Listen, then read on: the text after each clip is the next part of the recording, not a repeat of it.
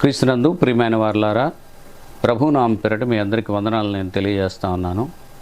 ఈ ఆదివారపు శుభాకాంక్షలు కూడా నేను ప్రేమపూర్వకంగా తెలియజేస్తా ఉన్నాను. దేవుడు మిమ్మల్ని దీవించునుగాక. చిన్న ప్రార్థన చేసుకుందాం.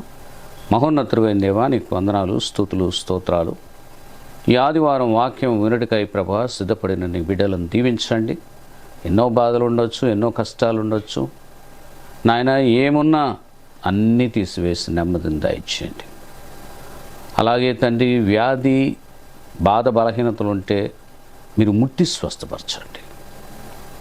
అందరికీ ఏదో ఒక ఇబ్బంది ఉంది, ఆ ఇబ్బంది నుండి విడిపించి ఆత్మీయ రక్షణ కోసం వాక్యమును విని నీ బిడ్డలు ప్రభు ఆత్మరక్షణ సంపాదించుకున్నట్లుగా కృపను అనుగ్రహింపజేసి దీవించుమని యేసు నామమున అడుగుచున్నాము తండ్రి, amen. 5th Sunday after Trinity. ఈ వారం మరి మనకి ఇవ్వబడినటువంటి అంశం, topic, the journey of the truth seeker, సత్యాన్వేషి ప్రయాణము అనేటటువంటి అంశం మనకు చాలా స్పష్టంగా 3 వాక్య భాగాల్లో మనకు కనబడుతుంది. మనం చదువుకున్న 3 వాక్య భాగాలు ఒకసారి గుర్తు చేసుకుందాం. పాత నిబంధన పాఠ్యభాగంగా విలాప వాక్యములు 3వ అధ్యాయం 22వ వచనం నుంచి 32వ వచనం వరకు చదువుకున్నాం. పత్రిక పాఠ్యభాగంగా అపోస్తుల కార్యములు 5వ అధ్యాయం 34 నుంచి 42 వచనాలు చదువుకున్నాం. సువార్త పాఠ్యభాగంగా లూకా సువార్త 9వ అధ్యాయం 18 నుంచి 26 వచనాలు మనం చదువుకున్నాం. చదువుకున్నటువంటి వాక్య భాగాలలో ఈ అంశం మనకు చాలా స్పష్టంగా కనపడింది. సత్యాన్వేషి ప్రయాణం. ప్రియులారా, సత్యాన్ని అన్వేషించేటటువంటి వారి ప్రయాణం గొప్పదై ఉండాలి. మీరు జ్ఞాపకం చేసుకోండి, బైబిల్ గ్రంథంలో ఎంతోమంది ఇలా సత్యంలో ప్రయాణం చేసిన వాళ్ళు, నీతితో ప్రయాణం చేసినటువంటి వారు ఎంతోమంది ఉన్నారు. నరంలోనూ కూడా జీర్ణించుకుపోయినటువంటి సత్యం, నీతి, ఆంతర్యేంద్రియములలో కూడా నీతిని ఏర్పరచుకొని నడిచినటువంటి విశ్వాసులు, భక్తులు ఎంతోమంది ఉన్నారు. వాళ్ళను చూస్తూ మనం కూడా ఇలాగూ అలవర్చుకొని, మనం కూడా ప్రయత్నించి సత్యాన్ని గ్రహించుకొని ముందుకు నడవాలని దేవుని యొక్క వాక్యం ఈరోజు మనల్ని పిలుస్తుంది.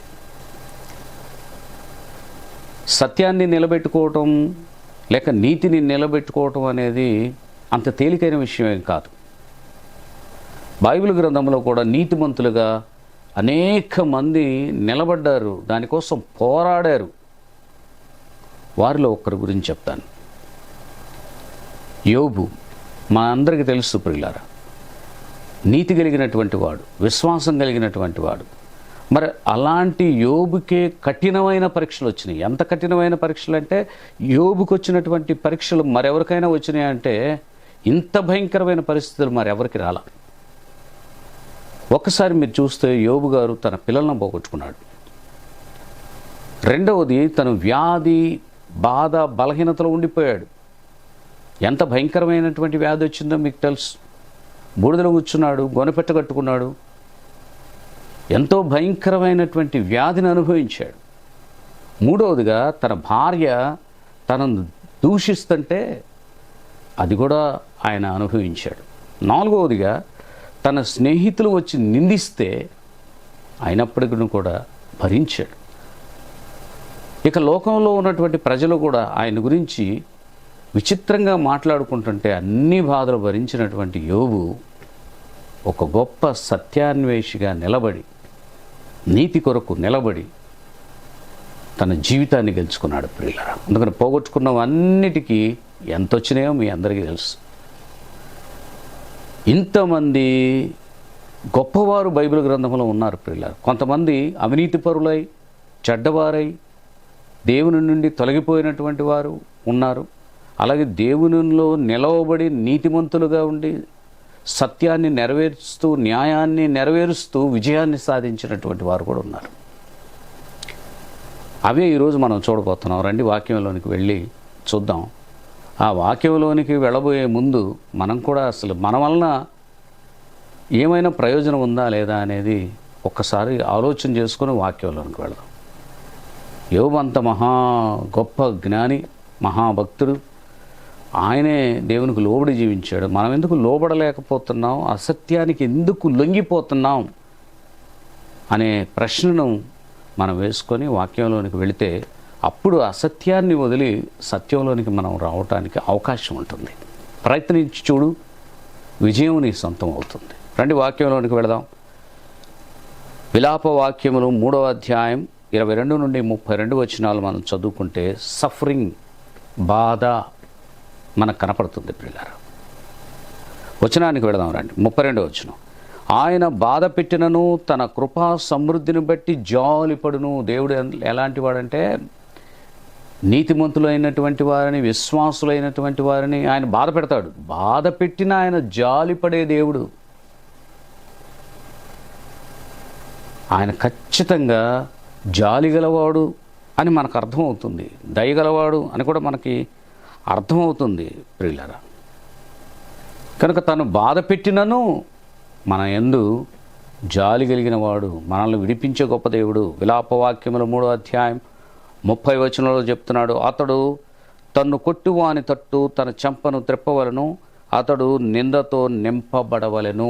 నీతిమంతుడంటే ఎలా ఉండాలి? అనీతిమంతుడు వచ్చి మన చెంప మీద కొడతాడంట. రెండవ చెంప కూడా చూపించు అంటున్నాడు. వాడు నిందిస్తాడు, నిందను భరించు అంటున్నాడు దేవుడు. రాబోయే దినాల్లో నువ్వు ఆనందాన్ని చూస్తావంటున్నాడు, నిత్య ఆనందాన్ని చూస్తావు. అతను చూడ్డు, అతను కోల్పోతాడు, నువ్వు మాత్రం చూస్తావని దేవుడి ఇక్కడ వాక్య భాగం ద్వారా తెలియజేస్తున్నాడు ప్రియులారా. అయితే నీతిమంతుని జీవిత ప్రయాణంలో ఉండవలసినవి 7 ఉండాలి. అవేంటో చూద్దామనండి.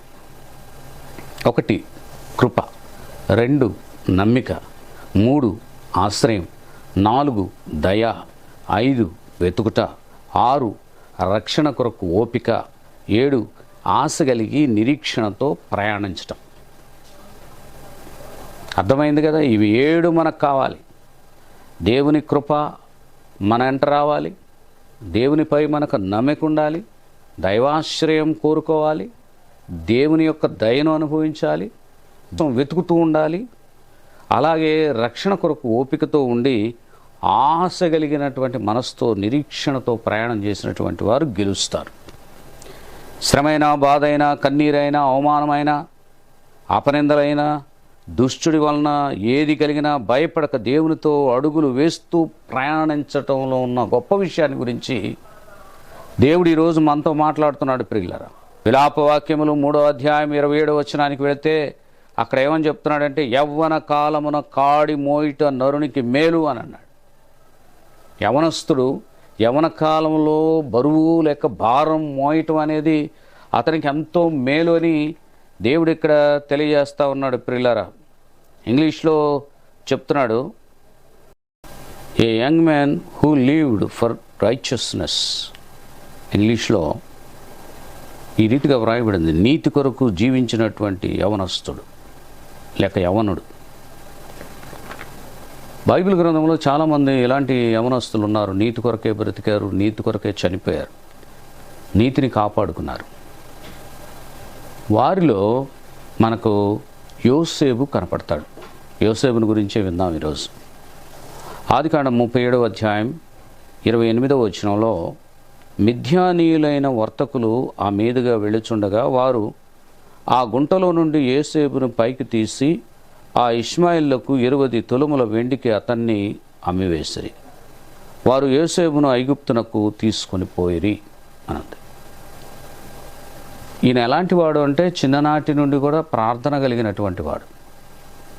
అలాగే అబద్ధమాడేటటువంటి స్వభావం లేనటువంటి వాడు. తండ్రి దగ్గర యథార్థపరుడుగా జీవిస్తున్నటువంటి వాడు.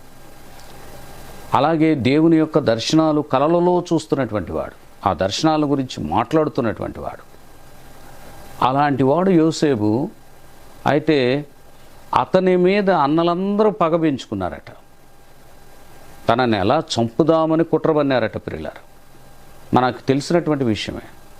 ఒకరోజు అన్నలందరికీ ఆహార పదార్థాలన్నిటిని కూడా సిద్ధం చేసుకుని దూర ప్రాంతంలో ఉన్న అన్నలకు ఇచ్చొద్దామని పిండి వంటలు అవన్నీ తీసుకొని వెళ్ళినప్పుడు అన్నలు ఇతన్ని కొట్టి గుంటలో పడేసి ఆ తర్వాత ఆ వైపుగా వెళుతున్నటువంటి ఇష్మాయేలీలకు అమ్మివేసినట్టుగా మనకు కనపడుతుంది. చూడండి, 20 తులముల వెండికి ఇష్మాయేలీలకు అమ్మివేస్తే వాళ్ళు ఐగుప్తుకు తీసుకొని వెళ్ళిపోయారంట యోసేపుని. తర్వాత ఆదికాండం 39వ అధ్యాయం 1వ వచనానికి వెళితే, యోసేపును ఐగుప్తునకు తీసుకొని వచ్చినప్పుడు ఫరో యొక్క ఉద్యోగస్తుడును రాజ సంరక్షక సేనాధిపతియునైన పోతీఫరును నొక ఐగుప్తీయుడు అక్కడికి అతన్ని తీసుకుని వచ్చిన ఇష్మాయేల్ యొద్ద అతనిని కొనెను. చూసారా, పోతీఫర్ అనేటటువంటి వ్యక్తి సేనాధిపతి. అతను ఇతన్ని కొనేశాడంట, యోసేపును కొనుక్కున్నాడు. తర్వాత చూద్దాం, ఆదికాండం 39వ అధ్యాయం 5వ వచనంలో, అతడు తన ఇంటి మీదను తన కలిగినదంతటి మీదను అతన్ని విచారణకర్తగా నియమించిన కాలం మొదలుకొని యెహోవా యోసేపు నిమిత్తము ఆ ఐగుప్తీయుని ఇంటిని ఆశీర్వదించాను. యెహోవా ఆశీర్వాదము ఇంటిలోనేమి పొలములోనేమి అతనికి కలిగిన సమస్తము మీదను ఉండెను. చాలా ఒక భక్తిపరుడు, విశ్వాసి, న్యాయం కలిగిన వాడు, నీతి కలిగిన వాడు ఒక ఇంటికి వెళితే ఆ ఇల్లు ఎలా దీవించబడిందో చూడండి. ఇల్లే కాదు, పొలము కానీ తనకు సంబంధించినటువంటి యావత్తూ దేవుడు దీవించేశాడట. నీతిమంతుడు ఇంట్లో అడుగుపెట్టి తన పాదాల చప్పుడు చేస్తూ ఉంటే అసలు అంత ఆశీర్వాదం అంటే. ఇతను ఐగుప్తీయుడు కావచ్చు కానీ ఇశ్రాయేలీయుడి ద్వారా దేవుడు ఎలాగూ దీవించాడో చూడండి, ఆ ఇంటినే దీవించాడు. తర్వాత రండి, ఆదికాండం 39వ అధ్యాయం 6వ వచనంలో, అతడు తనకు కలిగినదంతా యోసేపు చేతికి అప్పగించి తాను ఆహారము తినుట తప్ప తనకేమి ఉన్నదో ఏమీ లేదో విచారించిన వాడు కాడు. యోసేపు రూపవంతుడును సుందరుడినై ఉండెను. చూసారా, సమస్త బాధ్యతలను అప్పగించేశాడంట పోతీఫర్. తనకి ఏముందో ఏమీ లేదో ఇక తెలియదు. తనకు తెలిసింది ఏంటంటే ఇంటికి వెళితే ఆహారం తినటం వరకే, పనులన్నీ చూసుకునే బాధ్యత యోసేపునికి అప్పగించాడంట. అయితే యోసేపుని గురించి ఇంకో మాట కూడా ఉంది, సుందరుడు అని కూడా వ్రాయబడింది. ప్రియులారా, ఆదికాండం 39వ అధ్యాయం 7వ వచనానికి వెళ్తే, అటు తర్వాత అతని యజమానుని భార్య యోసేపు మీద కన్ను వేసి తనతో శయనించుమని చెప్పాను. అయితే అతడు ఒప్పక, నా యజమానుడు తనకు కలిగినదంతయు నా చేతికి అప్పగించను కదా, నా వశమున తన ఇంటిలో ఏమి ఉన్నదో అతడు ఎరుగడు. ఈ ఇంటిలో నాకంటే పైవాడు ఎవడనూ లేడు. నీవు అతని భార్య అయినందున నిన్ను తప్ప మరి దేనిని నాకు అప్పగింపక ఉండలేదు. కాబట్టి నేనెట్లు ఇంత ఘోరమైన దుష్కార్యము చేసి దేవునికి విరోధముగా పాపము కట్టుకుందునని తన యజమానుని భార్యతో అనెను. చూసారా, ఆవిడ యోసేపు మీద కన్ను వేస్తుంది, అంటే రూపవంతుడు కాబట్టి. కొంతమంది లేడీస్ అంతే, వాళ్ళ యొక్క బుద్ధులు అట్లా ఉంటాయి, వాళ్ళ చెడ్డ బుద్ధులు అంటాం. అలాంటి బుద్ధులు కలిగినటువంటి వారు ఏం చేస్తారంటే ఆ పురుషుని చెడగొట్టాలంటారు. యవనస్తుడు అలాంటి మంచివాడు, రెండవది రూపవంతుడు గనక ఎలాగైనా సరే ఇతన్ని దగ్గరికి తీసుకోవాలి, ఇతనితో తప్పు చేయాలి అని అనుకుంటుంది. కానీ అతను ఎంత నీతిమంతుడో చూడండి. యజమానురాలికి బుద్ధి చెప్తున్నాడు, అమ్మా నా యజమానుడు సర్వం నాకు అప్పగిచ్చాడు కదా, నిన్ను తప్ప అన్నీ నాకు అప్పగిచ్చాడు, నా యజమానుడికి ఏముందో ఏమి లేదో కూడా తెలియదే, నేను నీతో తప్పు చేయటమా? లేదు, నేను నీతో తప్పు చేయను. రోజు తప్పించుకుంటున్నాడట, నేను నీతో తప్పు చేయను అని. నేను ఎలాగో ఈ దుష్కార్యము చేసి దేవునికి నేను పాపిష్టివాడిగా కనపడాలి, నేను కనపడినట్లా దేవుని దృష్టిలో నీతిమంతుడుగానే నేను నిలబడాలి అని చెప్తున్నాడు. చూడండి, నేను ఈ పాపాన్ని చేయను అంటున్నాడు. 10వ వచనానికి వెళ్దాం. దినదినము ఆమె యోసేపుతో మాట్లాడుచుండెను కానీ అతడు ఆమెతో శయనించుటకైనను ఆమెతో నుండుటకైనను ఆమె మాట విన్నవాడు కాడు. తప్పు చేయనన్నాడు. నీతిమంతుడు ఎక్కడున్నా అట్లానే ఉంటాడు, నువ్వు ఎక్కడైనా వేయి. నీతిమంతుని యొక్క పరిస్థితి అలా ఉంటుంది. తప్పు చేయడు, ప్రాణమన్న విడిచిపెడతాడు కానీ పాపం చేయడు. 11వ వచనం, అట్లుండగా ఒకనాడు అతడు తన పని మీద ఇంటిలోనికి వెళ్ళినప్పుడు ఇంటి మనుషులలో ఎవరునూ అక్కడ లేరంట. ఇదే సందు అనుకుంది ఆవిడ. అప్పుడు ఆమె అతని వస్త్రము పట్టుకొని తనతో శయనించమని చెప్పగా అతడు తన వస్త్రమును ఆమె చేతిలో విడిచిపెట్టి తప్పించుకొని బయటకు పారిపోయెను. కామాంధ్రాలు అంటాం. ఆవిడ చూడండి, భర్తను మోసగిస్తుంది, యవనస్తుని జడగొట్టాలనుకుంటుంది. ఇలాంటి స్త్రీలు భయంకరత్వాన్ని పొందుకునేటటువంటి స్త్రీలు అన్నమాట. తప్పు అనేటటువంటి ఆలోచన వీళ్ళకుండదు. మానవుల్ని చెడగొట్టాలనేటటువంటి ప్రయత్నం చూడండి. పురుషుడి కంటే స్త్రీ ఇలాంటి ఉద్దేశాలు కలిగి ఉంటే ఏమవుద్ది సమాజం? అలాగనే పురుషుడు కూడా ఎలాంటి ఉద్దేశాలు కలిగి ఉంటే సమాజంలో ఉన్న ఆడపిల్లల పరిస్థితులు ఏముంటాయి? ఒక్కసారి ఆలోచన చేయండి. యవనస్తుడైన ఇతను అలాగ లొంగిపోయాడంటే లొంగలేదు ప్రియులరా, లొంగల. ఆ వస్త్రం పట్టుకుంటే వస్త్రాన్ని కూడా విడిచిపెట్టి పారిపోయాడు, బయటికి పారిపోయాడు. అవును, నిన్ను చెడగొట్టాలని చూస్తున్నటువంటి జనుల మధ్య నుండి వెళ్ళిపో ఓ యవనస్తుడా, దేవుడు చెప్తాడు నీతో. నువ్వు అక్కడున్నావా, నిన్ను చెడగొడతారు, నీ దేహాన్ని మురికి చేస్తారు, నీ ఆత్మను మలినం చేస్తారు. కాబట్టి నువ్వు అక్కడ నుండి పారిపోవాలి. దేహాన్ని మలినం చేసుకోకుండా ఉండాలంటే నువ్వు చెడు పనికి దూరంగా ఉండాలి. పారిపోయాడు. దానికి పర్యవసానం ఏంటో తెలిసినా, ఆవిడ తన కోరిక తీరలేదని, వీడు ఎలాంటి వాడు నా ఇంట్లో ఉండకూడదని నిర్ణయం చేసుకొని వీడిని ఎట్లాగైనా సరే చెరసాల్లో వేయించాలనుకుంది. అందుకనే పనివారందరిని పిలిచి, ఇదిగో యోసేపు వస్త్రం నా చేతిలో ఉంది, అతను నన్ను పట్టుకొని నన్ను నాగం చేయబోయాడు అని చెప్పినప్పుడు పనివారందరూ తిడుతున్నారట.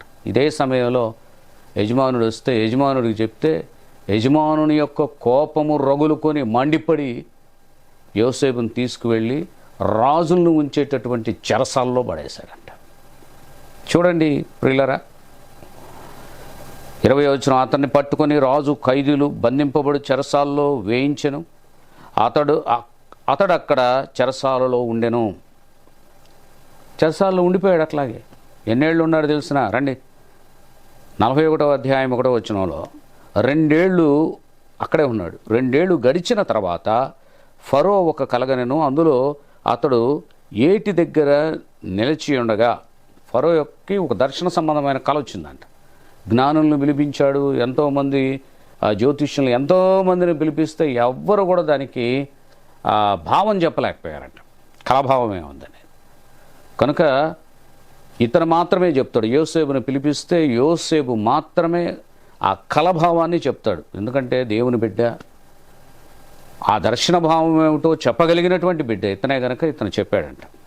ఆదికాండం 41వ అధ్యాయం 39వ వచనంలో, మరియు ఫరో, దేవుడు ఇదంతయు నీకు తెలియపరిచిన గనుక నీవలే వివేక జ్ఞానములు కలవారు ఎవరునూ లేరు.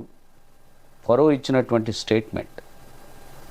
నీలాంటి జ్ఞానం కలిగిన వారు ఈ ఐగుప్తు దేశంలో కానీ తక్కినటువంటి ప్రాంతాల్లో ఎవరునూ లేరయ్యా అని ఆయన నోటి ద్వారా అన్నాడంట. ప్రియులారా, గొప్ప విషయం కదా.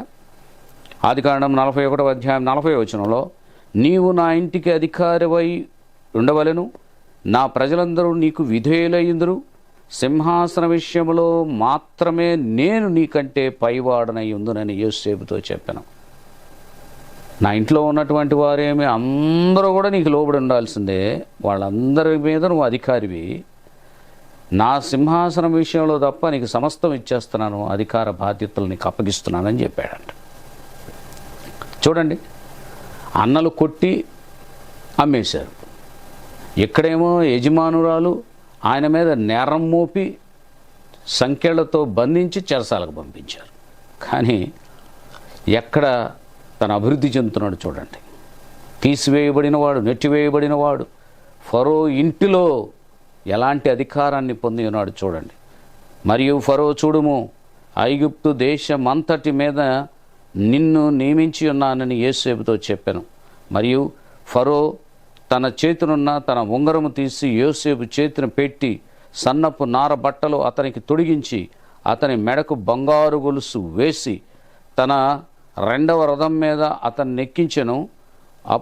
అప్పుడు వందనములు చేయుడని అతని ముందర జనులు కేకలు వేసిరి.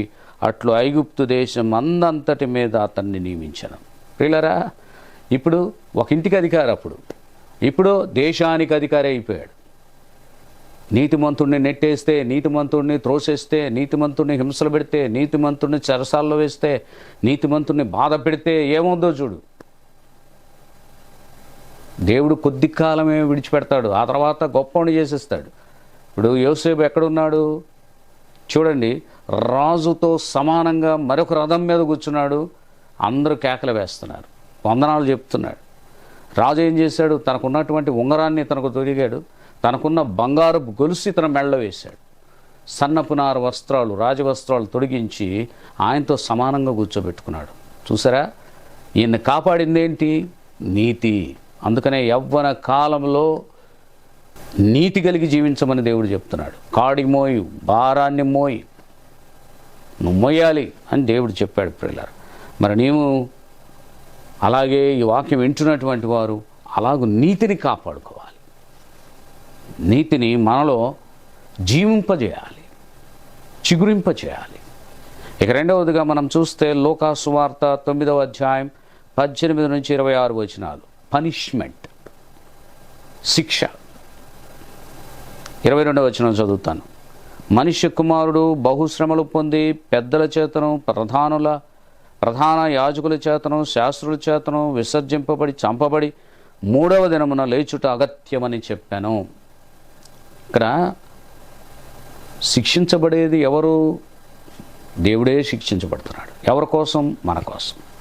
ఈ సమస్త మానవాళి కోసం యేసుక్రీస్తు ప్రభు శిక్షించబడుతున్నాడు. ఆయన శ్రమలు పొందటానికి వచ్చాడు, అలాగే ఆయన విసర్జించబడటానికి వచ్చాడు, ఆయన చంపబడటానికి వచ్చాడు. 3వ దినాన పునరుద్ధానుడై లేవడానికే ఆయన వచ్చినట్టుగా మనకు కనపడుతుంది ప్రియులారా. అందుకని నువ్వు నేను ఎలా ఉండాలి అంటే, నీతిమంతుల యొక్క ప్రయాణం ముళ్ళబాటే, కానీ విజయం సాధించాలంటే 7 విషయాలు మనకు కావాలి. ఆ 7 విషయాలు ఏంటి? మొదటిది ప్రార్థనలో ఓపిక, రెండవది వ్యక్తిగత పరిశీలన, మూడవది ఆత్మ పరిశీలన, నాలుగవది శ్రమలలో సహనం, ఐదవది విజయానికి సాధన, ఆరవది నీతిమంతుడు నీతి విషయమై సిగ్గుపడడు, ఏడవది గురు యొద్దకు పరిగెత్తే ఆత్మను సంపాదించడం.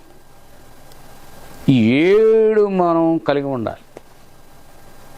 తప్పకుండా మనం శిక్ష నుండి బయటపడతాం, తప్పకుండా. రండి, మత్తయి సువార్త 11వ అధ్యాయం 5వ వచనంలో, గుడ్డివారు చూపు పొందుచున్నారు, కుంటివారు నడుచున్నారు, కుష్ఠరోగులు శుద్ధులగుచున్నారు, చెవిటివారు వినుచున్నారు, చనిపోయిన వారు లేపబడుచున్నారు, బీదలకు సువార్త ప్రకటింపబడుచున్నది. యెషయా గ్రంథకర్త కూడా ఇదే మాట చెప్తాడు మనకి, బీదలకు సువార్త.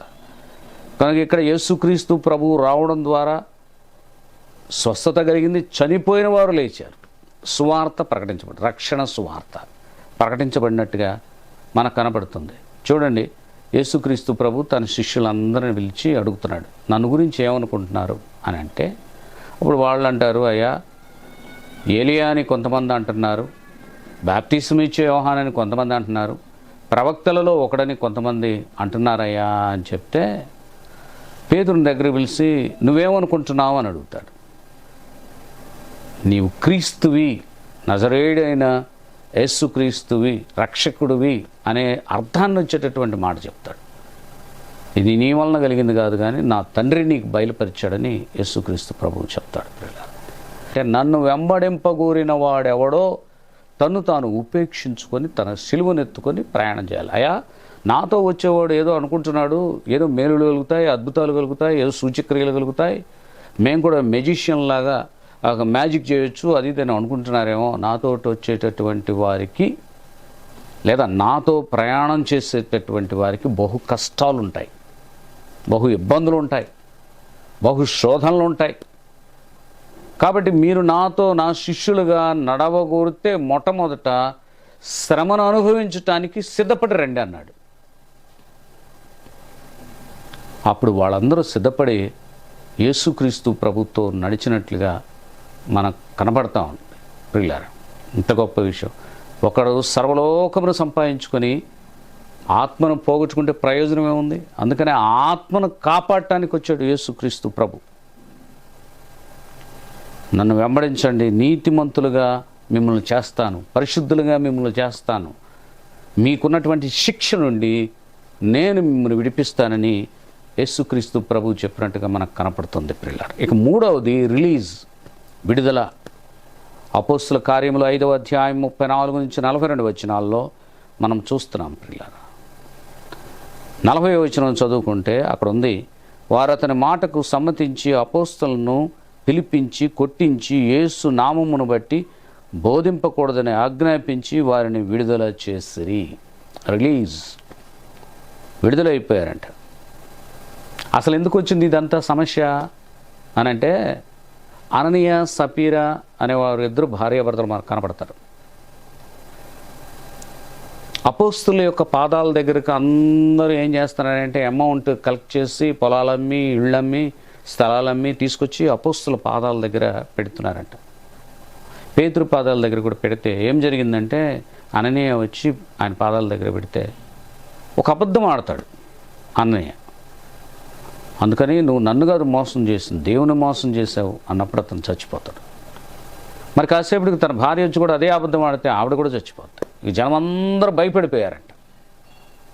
పేతురుని చూస్తుంటే, యోహాను చూస్తుంటే జనమందరికి భయం వేసింది.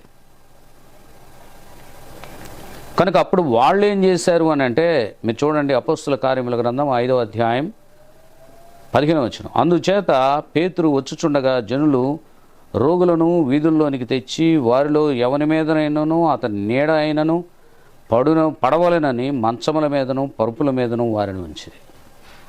ఈయన గొప్పవాడు, మహాశక్తిమంతుడు.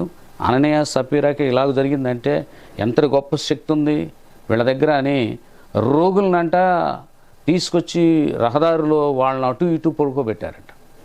పేతురు యొక్క నీడ తగిలితే చాలు అనుకున్నారంట. నిజంగానే ఆయన నీడ తగిలి స్వస్థత పొందినవారు అనేకులు.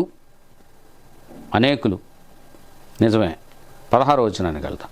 మరియు యెరూషలేము చుట్టూ నుండు పట్టణముల జనులు రోగులను అపవిత్రాత్మల చేత పీడింపబడిన వారిని మోసుకొని కూడి వచ్చిరి. వారందరూ స్వస్థత పొందిరి. వాక్యం ఎంత చక్కగా ఉందో చూడండి. వాళ్ళందరూ మోసుకొని వస్తే రోగుల్ని వాళ్ళందరూ స్వస్థత పొందారు అంట. 17వ వచనం. ప్రధాన యాజకుడును అతనితో కూడా ఉన్నవారందరూ అనగా సద్దూకయుల తెగవారు లేచి మత్సరముతో నిండుకొని అపోస్తులను బలత్కారముగా పట్టుకొని పట్టణపు చెరసాలలో ఉంచిరి. అదండి. అబ్బో వీళ్ళెవరయ్యా బాబు, వీళ్ళు వచ్చి నుంచుంటే దెయ్యాలు పోతున్నాయి, రోగాలు పోతున్నాయి, వీళ్ళందరూ ఆకర్షిస్తున్నారు కాబట్టి ఈ జనమంతా వాళ్ళని నమ్మి వాళ్ళ వైపు వెళ్ళిపోతున్నారని ప్రధాన యాజకులు, ఈ సద్దూకయ్యులు వీళ్ళందరూ కూడా ఏం చేస్తారంటే ఒక మహాసభ ఏర్పాటు చేసుకొని, మీటింగ్ ఏర్పాటు చేసుకొని వీళ్ళని పిలిపించి వీళ్ళని పట్టుకొని చెరసాల్లో వేయించారంట. సత్యానికి సంకెళ్ళు అంటే అదే, నీతికి సంకెళ్ళు అన్నా అదే. ఇక చూద్దాం రండి. ఇందులో మనకి 4 పాయింట్స్ ఉంటాయి. నెంబర్ 1, నీతిని నేరంగా ఎంచినటువంటి వ్యక్తులు మనకు కనపడతారు. నెంబర్ 2, నీతికి సంకెళ్ళు వేసినటువంటి అధికారులు మనకు కనపడతారు. నెంబర్ 3, నీతిని గురించి అవగాహన కలిగించినటువంటి గమలీయులు మనకు కనపడతాడు. నెంబర్ 4, నీతిని ప్రకటించుటకు అనుమతించని అవినీతి పరులు కూడా మనకు కనపడతారు మనం చదువుకున్నటువంటి వాక్య భాగంలో. రండి వెళదాం. అపోస్తుల కార్యముల గ్రంథం 5వ అధ్యాయం 34వ వచనం నుంచి చూద్దాం. సమస్త ప్రజల వలన ఘనత నొందినవాడును ధర్మశాస్త్రోపదేశకుడినైన గమలీయేలును ఒక పరిసయ్యుడు మహాసభలో లేచి ఈ మనుషులను కొంతసేపు వెలుపల ఉంచుడని ఆజ్ఞాపించి వారితో ఇట్లనెను. చూసారా, గమలీయేలు అనంటే అతను ఒక పరిసయ్యుడు. ఇతను లేచి వాళ్ళిద్దరిని బయట ఉండమని చెప్పండి అని చెప్పాడు. ఇక వీళ్ళు మాట్లాడుతున్నారు. ఏం మాట్లాడుతున్నారో విందాం. ఇశ్రాయేలులారా, ఈ మనుషుల విషయమై మీరేమి చేయబోతున్నారో జాగ్రత్తగా ఆలోచన చేయండి, జాగ్రత్త సుమండి అని చెప్తున్నాడు. ఈ దినములకు మునుపు తోదా అనేవాడు లేచి తానొక గొప్పవాడునని చెప్పుకున్నాడు. ఇంచుమించు 400 మంది మనుష్యులను ప్రేరేపించి వానితో కలుపుకున్నాడు. ఆ తర్వాత వాడు చంపబడ్డాడు. వానికి లోబడినటువంటి జనులందరూ కూడా చెదిరిపోయి వ్యర్థులైపోయారు. మీరు కూడా అట్ట అవుతారేమో, జాగ్రత్త అని ఈయన చెప్తున్నాడు. వాని తర్వాత జనసంఖ్య దినముల్లో గలిలయుడైన యోధాను ఒకడు వచ్చి ప్రజలను తనతో కూడా తిరుగుబాటు చేయ ప్రేరేపించాడు. అది మీకు తెలుసు. వాడు కూడా నశించిపోయాడు. వానికి లోబడిన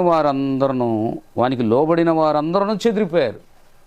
మీ పరిస్థితి కూడా అట్లానే ఉంటుందేమో అని ఈయన సభలో మాట్లాడుతున్నాడు. కాబట్టి నేను మీతో చెప్పున్నదేమనగా, ఈ మనుషుల జోలికి పోక వారిని విడిచిపెట్టుడి. ఈ ఆలోచన అయినను ఈ కార్యమైనను మనుషుల వలన కలిగినదాయనో అది వ్యర్థమగును. వీళ్ళ వలనే కలిగితే అది వ్యర్థం అవుద్ది. దేవుని వలన కలిగినదాయన మీరు వారిని వ్యర్థపరచలేరు. మీరు ఒకవేళ దేవునితో పోరాడువారవుదురేమో ఆలోచన చేసుకోండి అంటున్నాడు. మీరు గ్రహించుకోండి. వాళ్ళు చేసేది సత్యమైతే వాళ్ళ అసత్యంగా మీరు చేసి నిందించి వెలివేసి శ్రమ పెడితే దేవుడు మీ మీద కోపడతాడేమో గుర్తు చేసుకోండి అంటున్నాడు. ఆ నామము కొరకు అవమానం పొందుటకు పాత్రులని ఎంచబడినందున వారు సంతోషించు.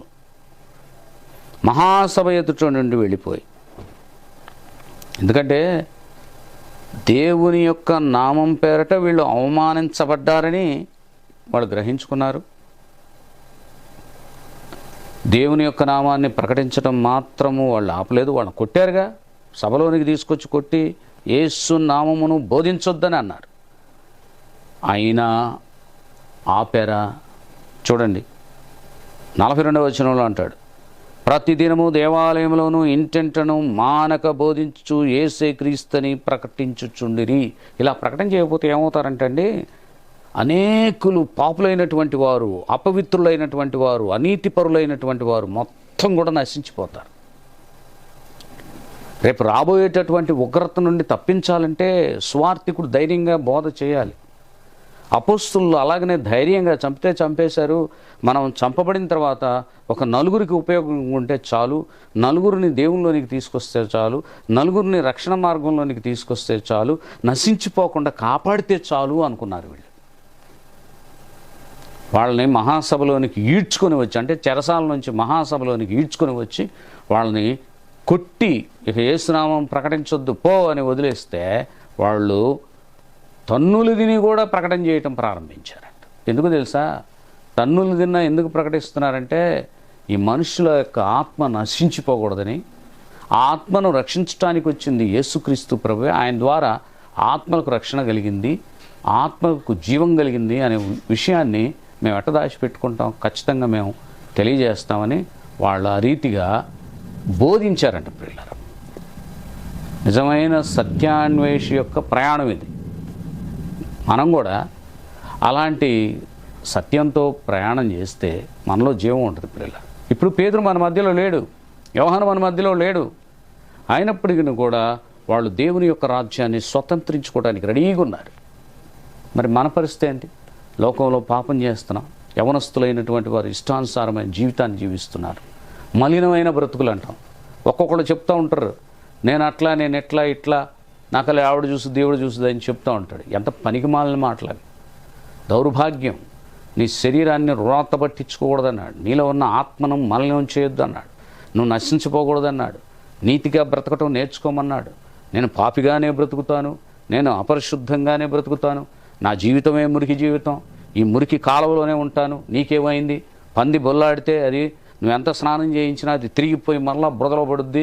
బురదలో పడితేనే దానికి చల్లగా ఉంటుంది. కాబట్టి నేను కూడా అలాంటి వ్యక్తినే. నేను కూడా ఈ పాపం ద్వారా ఇలాగనే వెళ్ళిపోతాను. నా జీవితం ఇంతే, నా మలినంగానే జీవిస్తాను. నువ్వు చెప్పొద్దు నాకు, నా ఇష్టానుసారమైన జీవితాన్ని జీవిస్తాను అని అంటే నువ్వు నశించిపోతావు. నువ్వు నశించిపోవడం మాకు ఇష్టం లేదు, దేవునికి ఇష్టం లేదు. నువ్వు బాగుండాలి, నీ ఆత్మ రక్షించబడాలి, నీ ఆత్మ ఆనందించాలి. అందుకోసం ఈ వాక్యం. దయచేసి ప్రియ సహోదరి సహోదరుడా, ప్రియ సంఘమా, ఆలోచించుకొని మంచి మార్గంలోనికి వద్దాం. ఇప్పటివరకు మనం అసత్యంగానే నడుచుకుని ఉండొచ్చు. మన మాటలో అసత్యం, మన చూపులో అసత్యం, మన హృదయంలో, మన ఆంతరేంద్రియంలో, మన సర్వశరీరంలో, మన ఆత్మలో, సమస్తంలో అసత్యం ఉండొచ్చు. ఈ రోజు నుంచి దాన్ని నువ్వు వదిలేయి. నువ్వు ఒక నదిలో నువ్వు కడుక్కున్నట్టుగా, శుభ్రపరుచుకున్నట్టుగా, నీ దేహాన్ని మురికిని కడిగేసినట్టుగా యేసుక్రీస్తు ప్రభు యొక్క రక్తంలో నిన్ను కడుక్కో. ఆయన ఎప్పుడో రక్తం చిందించాడు. ఈరోజు నువ్వు పాపం ఒప్పుకుంటే చాలు, కడుక్కున్నట్టే. కడుక్కొని రక్షించబడు, నీతిమంతుడిగా జీవించు. ప్రియులారా, ఇదిగో మనకున్న ఈ కొద్ది సమయం, ఏ రోజు ఏం జరుగుతుందో తెలియదు కనుక మనకు ఇవ్వబడినటువంటి దినముల్లో నీతిమంతులుగా జీవించి ఒక స్థాయిని అందుకుందాం. ఒక ప్రత్యేకమైనటువంటి బిడలంగా, దేవుడు అంగీకరించే బిడలంగా మనం ఉందాం ప్రియులారా.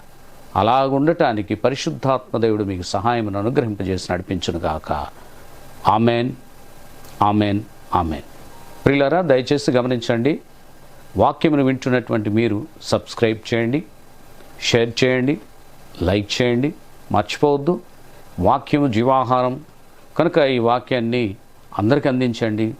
అందరూ బాగుండాలి, అందరూ ఆరోగ్యంగా ఉండాలి, అందరూ ఆశీర్వదించబడాలి, అందరూ సంతోషించాలి. అట్టి కృప దేవుడు మీకు ఇచ్చి నడిపించునుగాక. ఆమెన్.